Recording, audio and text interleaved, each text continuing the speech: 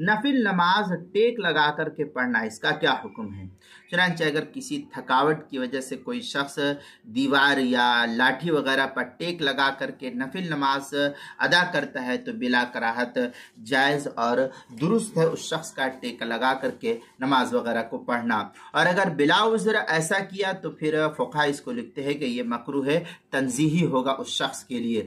چنانچہ علامہ شامی لکھتے ہیں وَلِلْمُتَطَوِّلِ اتقاء علی شیء کعسن و جدار مال اعیاء ای تعب بلا کراہا و بدونہ یکرہ۔ یہ در مختار کی عبارت ہے جو زکریا بک ڈپو دیوبند کا ہندی نسخہ ہے، اس کے اندر شامیہ میں ہے وظاہر انہ لیس فیہ نہا خاص فتکون الکراہۃ تنزیہۃ۔ یہ فتاوی شامی کی عبارت ہے جو زکریا بک ڈپو دیوبند کا ہندی نسخہ ہے، اس کی دوسری جلد صفحہ 572، اور جو بیروت کا چھپا ہوا نسخہ ہے فتاوی شامی کا، اس کی دوسری جلد صفحہ 499، کتاب المسائل اس کی پہلی جلد صفحہ 577 پر بھی اس کو نقل کیا گیا ہے۔